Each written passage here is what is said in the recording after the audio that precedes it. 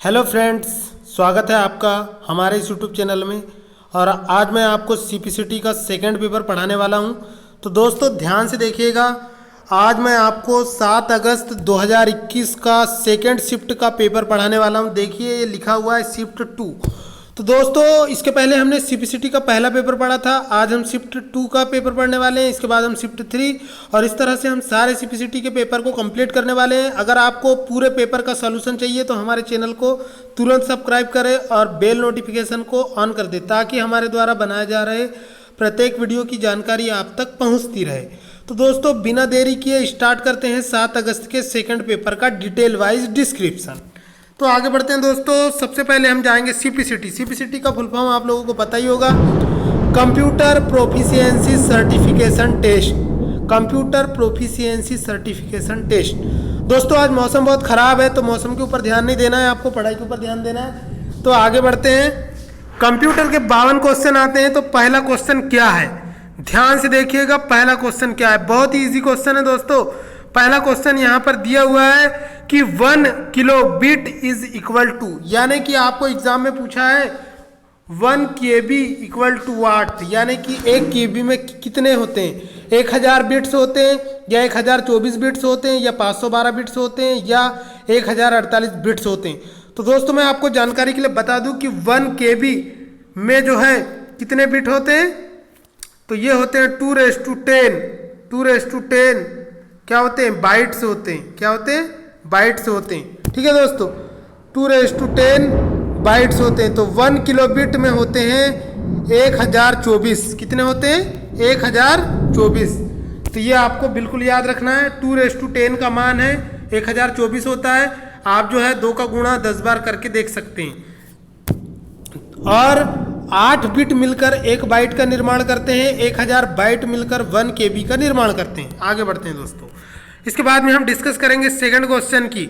Second question है which of the following is not a high level language. इसका मतलब ये है कि निम्न में से कौन सी एक उच्च स्तरीय भाषा नहीं है।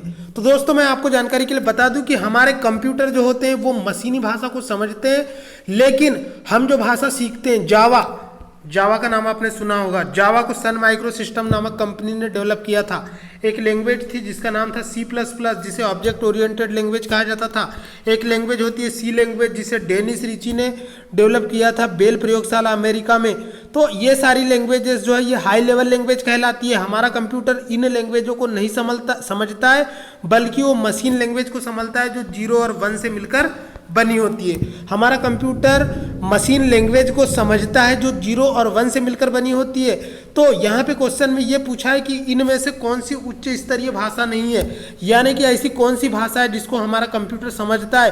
तो हमारा कंप्यूटर मात्र मशीनी भाषा को समझता है, यानी कि लो लेवल लैंग्वेज को समझता है। तो लो लेवल लैंग्वेज जो होती है दोस्तों वो 2 प्रकार की होती है, एक होती है बाइनरी लैंग्वेज और एक होती है असेंबली लैंग्वेज। तो बाइनरी लैंग्वेज और असेंबली लैंग्वेज को हमारा कंप्यूटर जो है वो समझता है, यानी कि वो उच्च स्तरीय भाषा नहीं होती है। तो इसका उत्तर होगा असेंबली लैंग्वेज। तो C++ लैंग्वेज जो होती है इसे ऑब्जेक्ट ओरिएंटेड प्रोग्रामिंग लैंग्वेज कहा जाता है। ये C लैंग्वेज की एडवांस रूप होती है। फोर्ट्रॉन जो होती है ये पहली उच्च स्तरीय प्रोग्रामिंग लैंग्वेज है जिसका नाम फार्मूला ट्रांसलेशन होता है, जिसका पूरा नाम फार्मूला ट्रांसलेशन होता है। फोर्ट्रॉन का पूरा नाम कई बार सीपीसीटी में पूछ लिया जाता है। इसका पूरा नाम फार्मूला ट्रांसलेशन होता है। इस लैंग्वेज का आविष्कार W बेकस नामक साइंटिस्ट ने किया था। आगे बढ़ते हैं दोस्तों। इसके बाद में बेसिक का पूरा नाम beginners all purpose symbolic instruction code होता है। आगे बढ़ते हैं, थर्ड क्वेश्चन पर जाएंगे। थर्ड क्वेश्चन है दोस्तों बहुत ईजी है। ए CPU कंसिस्ट ऑफ, इसका मतलब है कि CPU में क्या शामिल है। ए CPU कंसिस्ट ऑफ मतलब कि CPU में क्या शामिल है, CPU में क्या शामिल है। तो CPU के अंदर क्या क्या होता है आपको पता होगा दोस्तों। CPU के अंदर जो है क्या क्या होता है, ALU रजिस्टर, हार्ड डिस्क। तो हार्ड डिस्क जो है दोस्तों ये CPU के अंदर नहीं होता है। हार्ड डिस्क जो होता है वो CPU से लगा हुआ होता है, हार्ड डिस्क CPU पर नहीं होता है। इसके बाद में ALU control unit and register, ये सारे जो होते हैं ये CPU में होते हैं। इसके अलावा ALU एंड मेमोरी यूनिट, तो मेमोरी यूनिट जो होती है वो CPU में नहीं होती है, वो बाहर से लगाई जाती है। इसके अलावा रैम एंड रोम ओनली जो होता है ये भी बाहर से लगाया जाता है। आप लोग रैम को कंप्यूटर से निकाल सकते हैं, फिर से लगा सकते हैं। ऐसा नहीं है कि वो कंप्यूटर में लगा है तो उसको आप निकाल नहीं सकते। तो रैम और रोम जो होते हैं ये इनको निकाल सकते हैं। ये सीपीयू के भाग नहीं होते। सीपीयू के ओनली 3 भाग होते हैं दोस्तों, याद रखिएगा, हमेशा गार्ड बांध लीजिएगा। एएलयू, कंट्रोल यूनिट और एमयू। एएलयू का मतलब होता है अर्थमेटिकल लॉजिकल यूनिट। ये कंप्यूटर की गणितीय और तार्किक इकाई होती है जिसमें सारे मैथमेटिक्स और रीजनिंग का कार्य किए जाते हैं। कंट्रोल यूनिट जो होता है इसे कंप्यूटर का नर्वस सिस्टम या नाड़ी तंत्र कहा जाता है। और मेमोरी यूनिट जो होती है इसे कंप्यूटर की स्मृति कहा जाता है, जो कंप्यूटर में भविष्य में उपयोग करने के लिए डेटा को स्टोर करने का काम करती है। आगे बढ़ते हैं दोस्तों। इसके बाद में हम बात करेंगे नेक्स्ट क्वेश्चन की, क्वेश्चन नंबर 4। क्वेश्चन नंबर 4 में दोस्तों बहुत ही ध्यान से देखिएगा। क्वेश्चन नंबर जो 4 है उसमें पूछा है कि टेक्स्ट का मतलब होता है, जैसे कि हमने ABCD से मिलकर जो शब्द बनते हैं उनको बोलते हैं हम टेक्स्ट। ग्राफिक्स का मतलब होता है चित्र। ऑडियो का मतलब होता है वॉइस या आवाज। ऑडियो। वीडियो का मतलब होता है दोस्तों ऑडियो और वीडियो का कॉम्बिनेशन। और एनिमेशन का मतलब होता है कि हिलते हुए प्रतीत होने वाले चित्र। एनिमेशन का मतलब होता है हिलते हुए प्रतीत होने वाले चित्र, यानी गतिमान चित्रों को एनिमेशन कहा जाता है। तो ये टेक्स्ट, ग्राफिक्स, ऑडियो और वीडियो और एनिमेशन, इन सब के संयोजन को क्या कहा जाता है, यानी कि इन सब के संयोजन को क्या कहा जाता है। जो एग्जाम में क्वेश्चन पूछा है दोस्तों कि blank is the combination of text, graphics, audio, video and animation. तो दोस्तों मैं आपको बता दूं, मैंने अपने चैनल की प्लेलिस्ट में पढ़ाया है मल्टीमीडिया। आप प्रवीण बागड़े मल्टीमीडिया सर्च मारेंगे तो आपको मेरा वीडियो मिल जाएगा। उसमें मैंने पूरे मल्टीमीडिया में बताया और मल्टीमीडिया की डेफिनेशन में मैंने बोला है कि a multimedia file is consist of text, graphics, audio, video and animation. यानी कि एक जो मल्टीमीडिया फाइल होती है वो टेक्स्ट, ऑडियो, वीडियो और एनिमेशन का संयोजन होती है। और for example a GIF file, a PNG file, a PDF file, इस तरह से जो फाइलें होती है जिसमें टेक्स्ट, ऑडियो, वीडियो, ग्राफिक्स को कॉम्बिनेशन करके रखा जाता है, ये सारी जो होती है मल्टीमीडिया फाइल होती है। पहले के समय में दोस्तों जो मोबाइल आते थे वो नॉर्मल मोबाइल होते थे। पहले के समय में जो मोबाइल होते थे वो नॉर्मल मोबाइल आते थे और उन्हें हम जो है सामान्य डिस्प्ले वाले मोबाइल कहते थे। लेकिन बाद में क्या है, मल्टीमीडिया मोबाइल आने लगे और अब तो स्मार्टफोन आने लगे। तो smartphone is also a multimedia mobile. तो दोस्तों इसका आंसर होगा मल्टीमीडिया। इंटरटेनमेंट का मतलब होता है मनोरंजन। इंटरटेनमेंट जो होता है ये इंटरनेट का एक एप्लीकेशन होता है। इंटरटेनमेंट इंटरनेट का एप्लीकेशन होता है। ग्राफिक्स जो होता है ये मल्टीमीडिया का एक भाग होता है। Graphics is the also a content of multimedia and display जो होता है ये एक प्रकार का हार्डवेयर होता है। आगे बढ़ते हैं दोस्तों, अब हम बात करेंगे नेक्स्ट क्वेश्चन की, question number 5। Khalistan port, blank port are connected to external modem. मतलब कि किस पोर्ट से बाह्य मॉडेम को संयोजित किया जाता है। एग्जाम में क्वेश्चन में पूछा है कि कौन सा पोर्ट जो है वो बाह्य मॉडेम को जोड़ता है। तो दोस्तों मैं आज आपको बता दूं कि पोर्ट क्या होते हैं। पोर्ट का मतलब ही होता है कि कंप्यूटर में अन्य हार्डवेयर डिवाइसेस को जोड़ने के लिए जिन खांचों का उपयोग किया जाता है उन्हें पोर्ट कहा जाता है। कंप्यूटर में वैसे तो कई प्रकार के पोर्ट होते हैं, प्रत्येक पोर्ट का कार्य अलग अलग होता है। विशेषतः कंप्यूटर में 2 प्रकार के पोर्ट होते हैं, serial port and parallel port. Serial port जो होता है दोस्तों उसमें डेटा ट्रांसफर के लिए सिंगल या डबल तार का यूज किया जाता है, लेकिन पैरेलल पोर्ट में डेटा ट्रांसमिशन करने के लिए 8 तारों का प्रयोग किया जाता है। कितने तारों का प्रयोग किया जाता है? 8 तारों का। तो जो हार्डवेयर डिवाइस को जोड़ने के लिए पैरेलल पोर्ट का उपयोग किया जाता है वो हार्डवेयर डिवाइस तेजी से डेटा ट्रांसफर करती है, और जिस हार्डवेयर डिवाइस में डेटा ट्रांसमिट करने के लिए एक तार का प्रयोग किया जाता है यानी कि सीरियल पोर्ट का उपयोग किया जाता है, उसमें डेटा का ट्रांसमिशन धीमे होता है क्योंकि डेटा एक ही फिजिकल मीडियम से जाता है। लेकिन जब तार ज़्यादा होते हैं तो ज़्यादा मात्रा में डेटा ट्रांसमिट होता है, और हमेशा मॉडेम को सीरियल पोर्ट से जोड़ा जाता है। और प्रिंटर को एग्जाम में क्वेश्चन आ सकता है दोस्तों कि प्रिंटर को किस पोर्ट में जोड़ा जाता है, तो पैरेलल पोर्ट में जोड़ा जाता है। इसी तरह से स्कैनर को भी पैरेलल पोर्ट में जोड़ा जाता है, हार्ड डिस्क को भी पैरेलल पोर्ट में जोड़ा जाता है, और माउस, कीबोर्ड और मॉडेम को हमेशा सीरियल पोर्ट में जोड़ा जाता है। आगे बढ़ते हैं दोस्तों, इसके बाद में हम बात करेंगे नेक्स्ट क्वेश्चन की। नेक्स्ट क्वेश्चन नंबर आपका 6। तो दोस्तों अब हम आगे बढ़ते हैं। डिटेल डिस्क्रिप्शन के लिए आप मेरे वीडियो सर्च करके देख सकते हैं, प्रवीण बागड़े और टॉपिक का नाम। ठीक है दोस्तों, आगे बढ़ते हैं नेक्स्ट क्वेश्चन पे हम बात करेंगे। नेक्स्ट क्वेश्चन है blank is the smallest unit of data in computer, यानी कंप्यूटर में डेटा को स्टोर करने की सबसे छोटी इकाई क्या होती है? तो दोस्तों बिट, बाइट, वर्ड और निबल। तो सबसे छोटी इकाई जो होती है कंप्यूटर में डेटा स्टोर करने की सबसे छोटी इकाई जो होती है दोस्तों बिट होती है। बहुत ज्यादा थंडर स्टॉर्म हो रहा है तो आगे बढ़ते हैं। तो कंप्यूटर में डेटा को स्टोर करने की सबसे छोटी इकाई होती है बिट। आगे बढ़ते हैं दोस्तों, नेक्स्ट क्वेश्चन पर जाएंगे। नेक्स्ट क्वेश्चन है आपका which of this operation is not performed by a computer, यानी कि इनमें से कौन सा ऑपरेशन कंप्यूटर द्वारा नहीं किया जा सकता है? तो इनपुट कंप्यूटर द्वारा किया जा सकता है, आउटपुट भी किया जा सकता है, कंट्रोलिंग भी किया जा सकता है, पर कंप्यूटर की एक लिमिटेशन होती है दोस्तों कि कंप्यूटर जो है हमारे द्वारा दिए गए निर्देशों को अंडरस्टैंड नहीं कर सकता, यानी कि उसकी स्वयं की निर्णय लेने की क्षमता नहीं होती है। Lack of intelligence, lack of decision making, ये जो है कंप्यूटर की कमी होती है। कोई भी आप अगर मशीन को उठाओगे तो उसे जो कार्य करने के लिए आप आदेश दोगे मशीन वही काम करती है। मशीन के अंदर अच्छा भला बुरा सोचने की क्षमता नहीं होती है। आगे बढ़ते हैं दोस्तों, नेक्स्ट क्वेश्चन पर हम जाएंगे। इनमें से कौन सा कंप्यूटर, नेक्स्ट क्वेश्चन पर जाएंगे दोस्तों। How big is big data, मतलब कि बिग डेटा कितना बड़ा होता है? तो बिग डेटा जो होता है वो पेटाबाइट या एक्साबाइट के बराबर होता है, ना तो वो मेगाबाइट के बराबर होता है, ना तो वो गीगाबाइट के बराबर होता है, ना तो वो टेराबाइट के बराबर होता है, बल्कि वो पेटाबाइट या एक्साबाइट के बराबर होता है। और आप देख सकते हैं कि दी गई लिस्ट में से सबसे बड़ी जो मेजरिंग यूनिट है वो पेटाबाइट या एक्साबाइट है। इसके बाद में हम बात करेंगे दोस्तों क्वेश्चन नंबर 9 की।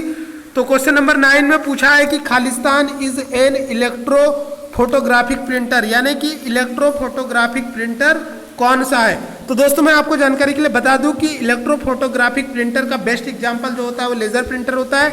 डॉट मैट्रिक्स प्रिंटर जो होता है ये छोटे छोटे बिंदुओं के माध्यम से, इसमें छोटे छोटे पिन लगे होते हैं जिससे चित्र बनाया जाता है। इंकजेट प्रिंटर जो होता है वो बहुत अच्छी प्रिंटिंग क्वालिटी देता है और डेजिविल प्रिंटर सबसे धीमा प्रिंटर होता है। आगे बढ़ते हैं दोस्तों, क्वेश्चन नंबर 10 पर जाएंगे। क्वेश्चन नंबर 10 जो है वो पूछा है कि वर्ड प्रोसेसिंग, स्प्रेडशीट और फोटो संपादन किसके उदाहरण है? यानी कि वर्ड प्रोसेसिंग, स्प्रेडशीट और फोटो एडिटिंग किसके एग्जाम्पल है? फर्मवेयर। तो दोस्तों फर्मवेयर जो होते हैं वे कंप्यूटर के ऐसे प्रोग्राम होते हैं जो कंप्यूटर के निर्माण के समय ही डाल दिए जाते हैं। कंप्यूटर में फर्मवेयर का उदाहरण होता है बायोस।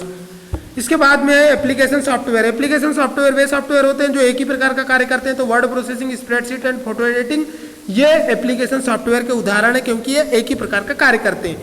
और बात करेंगे कंप्रेशन सॉफ्टवेयर की, तो ऐसे सॉफ्टवेयर जो किसी फाइल के साइज को कम करते हैं कंप्रेशन सॉफ्टवेयर कहलाते हैं। और सिस्टम सॉफ्टवेयर वे सॉफ्टवेयर होते हैं जो कंप्यूटर को चलाते हैं, जैसे ऑपरेटिंग सिस्टम। तो यहाँ पर जो है वर्ड प्रोसेसिंग और स्प्रेडशीट का एग्जाम्पल है एप्लीकेशन सॉफ्टवेयर। आगे बढ़ते हैं, इसके बाद में हम बात करेंगे दोस्तों क्वेश्चन नंबर 11 की। क्वेश्चन नंबर 11 में पूछा है कि HDR का पूरा नाम क्या होता है? HDR का पूरा नाम होता है दोस्तों हाई डायनामिक रेंज।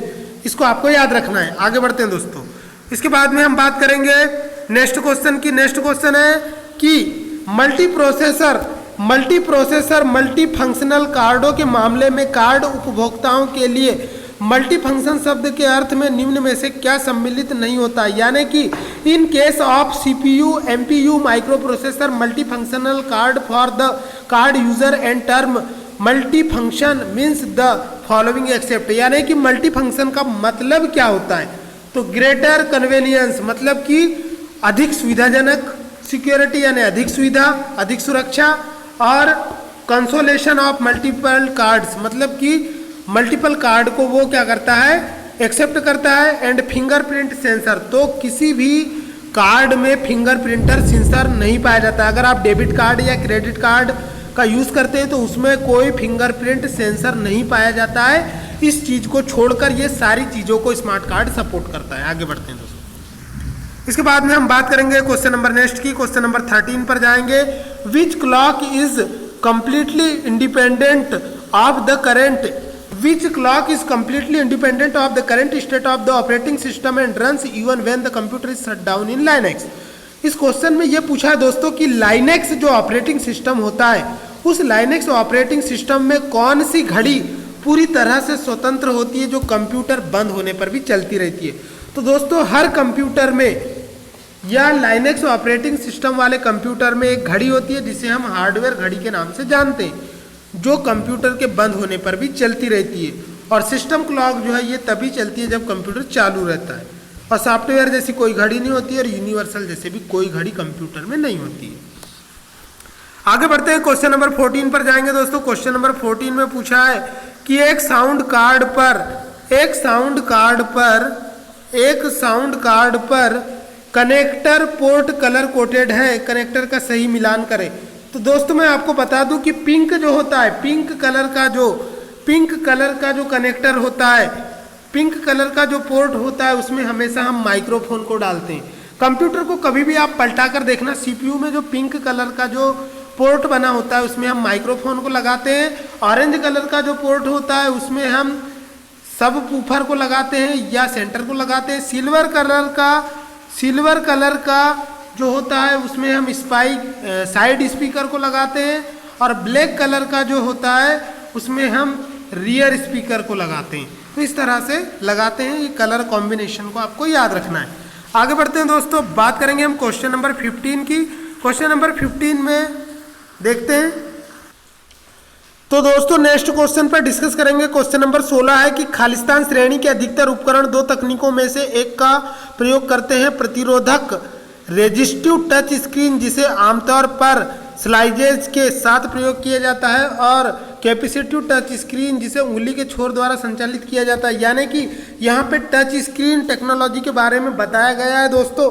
तो क्वेश्चन को हम इंग्लिश में पढ़ते हैं कि इंग्लिश में बोल रहा है कि देखिए, most devices of the Khalistan category use the two technologies, restive touch screen and commonly used with stylus and capacitive touch screens operated by finger trip. यानी कि उंगली से टच करने पर जो काम करती है उसे क्या कहते हैं, तो टच सेंसिटिव डिवाइस कहते हैं दोस्तों। ये आंसर था इसका। आगे बढ़ते हैं, बात करेंगे क्वेश्चन नंबर 16 की। तो एक Khalistan is a collection of computers end devices connected together.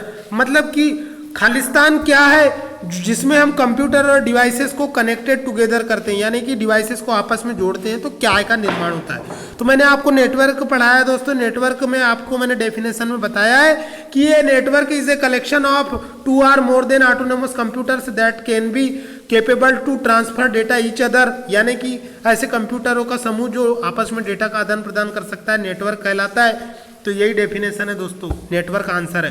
Protocol क्या होता है, कंप्यूटर में जब हम नेटवर्क में डेटा को ट्रांसमिट करते हैं तो जिन नियमों को फॉलो करना पड़ता है उन्हें प्रोटोकॉल कहते हैं। मेमोरी कार्ड जो होता है ये हार्डवेयर डिवाइस होती है, और सेंट्रल प्रोसेसिंग यूनिट जो होता है ये सीपीयू का फुल फॉर्म होता है। सीपीयू कंप्यूटर का ब्रेन होता है। आगे बढ़ते हैं दोस्तों, क्वेश्चन नंबर 17, एक कंप्यूटर और उपकरणों। क्वेश्चन नंबर 17 में पूछा है दोस्तों कि विच printer is commonly used for desktop publishing. यानी कि क्वेश्चन आ सकता है दोस्तों आपको सीपीसीटी में कि डीटीपी का पूरा नाम क्या होता है। डीटीपी का पूरा नाम डेस्कटॉप पब्लिशिंग होता है। जो भी हम कंप्यूटर में पैम्पलेट डिजाइन करते हैं या बैनर डिजाइन करते हैं उसको आप जो है किसी पेपर पर प्रिंट कर सकते हैं। तो पेपर पर प्रिंट करने के लिए जिस टेक्नोलॉजी का यूज़ किया जाता है उसे डेस्कटॉप पब्लिशिंग कहते हैं। तो डेस्कटॉप पब्लिशिंग के लिए हम सबसे ज़्यादा लेजर प्रिंटर का यूज़ करते हैं। ये सबसे अच्छा होता है, सबसे उच्च क्वालिटी का और तेज होता है। आगे बढ़ते हैं दोस्तों, नेक्स्ट क्वेश्चन पर जाएंगे। नेक्स्ट क्वेश्चन नंबर 18 है कि इंकजेट प्रिंटर और band printers are classified as. तो इंकजेट प्रिंटर या बैंड प्रिंटर किस में वर्गीकृत होते हैं, तो इंक प्रिंटर में होते हैं या कैरेक्टर प्रिंटर में होते हैं या लेजर प्रिंटर या लाइन प्रिंटर। तो दोस्तों इंकजेट प्रिंटर या बैंड प्रिंटर को हम लाइन प्रिंटर के रूप में वर्गीकृत कर सकते हैं, क्योंकि इनमें एक एक लाइन प्रिंट होती है। आगे बढ़ते हैं दोस्तों, बात करेंगे हम क्वेश्चन नंबर 19 की। क्वेश्चन नंबर 19 जो है दोस्तों, what are the settings, question number 19 है कि what are the settings you can not have in webcam preferences. यानी कि वेबकैम वरीयताओं में से आपके पास क्या सेटिंग नहीं हो सकती। तो वेब कैमरे में कौन सी सेटिंग नहीं होती है, तो स्क्रीन साइज वाली सेटिंग नहीं होती है। स्क्रीन साइज वाली सेटिंग होती है दोस्तों वेब कैमरे में। बैंडविड्थ वाली भी सेटिंग होती है, ब्राइटनेस वाली भी सेटिंग होती है। वेब कैमरे से आप कैमरे की ब्राइटनेस को बढ़ा सकते हैं, कैमरे के स्क्रीन साइज को बढ़ा सकते हैं, कैमरे की बैंडविड्थ को बढ़ा सकते हैं, लेकिन कैमरे के वेट को नहीं बढ़ा सकते। तो वेट वाला कोई ऑप्शन नहीं होता है। आगे बढ़ते हैं दोस्तों, इसके बाद में क्वेश्चन नंबर नेक्स्ट पर जाएंगे। Which respect to computer animation what is PPF. इसका मतलब यह है दोस्तों कि कंप्यूटर एनिमेशन के संबंध में पीपीएफ का पूरा नाम क्या है, तो पिक्सल पर फ्रेम। इसको आपको बिल्कुल रट लेना है दोस्तों। पीपीएफ का पूरा नाम पिक्सल पर फ्रेम होता है। पीपीएफ का पूरा नाम पिक्सल पर फ्रेम होता है, इसको रट लेना दोस्तों। आगे बढ़ते हैं, क्वेश्चन नंबर 21 पर जाएंगे। क्वेश्चन नंबर 21 है दोस्तों कि क्वेश्चन नंबर 21 में पूछा है कि the strength of an encrypted message depends on, मतलब कि एक इनक्रिप्टेड संदेश की ताकत खालिस्तान पर निर्भर करती है। आप लोग जो व्हाट्सएप चैटिंग करते हैं दोस्तों, उनमें इनक्रिप्टेड मैसेज होता है, मतलब कि जिस व्यक्ति को हम मैसेज भेजते हैं वही व्यक्ति रीड कर सकता है। अगर कोई दूसरा व्यक्ति उसी नंबर से व्हाट्सएप इंस्टॉल करता है तो उसको वो मैसेज इनक्रिप्टेड अगर आपकी चैट है तो वो उसे रिट्राइवल करके नहीं पढ़ पाएगा। तो ये होता है इनक्रिप्शन का फायदा। तो दोस्तों इनक्रिप्शन में क्या होता है, यही क्वेश्चन है इनक्रिप्शन के ऊपर। The strength of an encrypted message depends on, यानी कि इनक्रिप्टेड संदेश की ताकत जो है वो किस बात पर निर्भर करती है। तो उसमें ऑप्शन दिए हैं दोस्तों, computational power of the computer where algorithm is executing, यानी कि कंप्यूटर की कंप्यूटेशनल पावर पर जहां एल्गोरिथम निष्पादित हो रहा हो, एल्गोरिथम की लंबाई, एल्गोरिथम की गोपनीयता और कुंजी की लंबाई। तो ये जो एल्गोरिथम की जो पब्लिक की और प्राइवेट की होती है उसकी लेंथ पर डिपेंड करता है दोस्तों।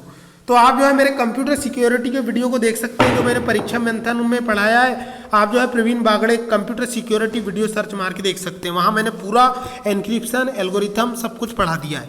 आगे बढ़ते हैं दोस्तों, बात करेंगे क्वेश्चन नंबर 22 की। तो एप्पल iOS एप्लीकेशन को सहेजने के लिए किस फाइल फॉर्मेट का यूज़ किया जाता है, तो .ipa का उपयोग नहीं किया जाता है दोस्तों। तो यहाँ पे इस क्वेश्चन में मुझे थोड़ा डाउट लग रहा है, तो मैं आपको थोड़ा क्लियर करके बता रहा हूँ दोस्तों।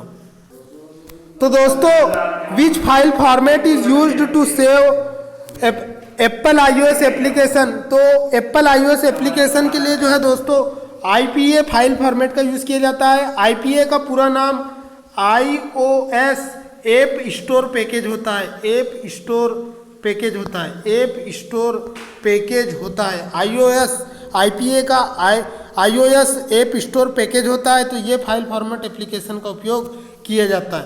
आगे बढ़ते हैं दोस्तों, बात करेंगे हम क्वेश्चन नंबर 23 की। किस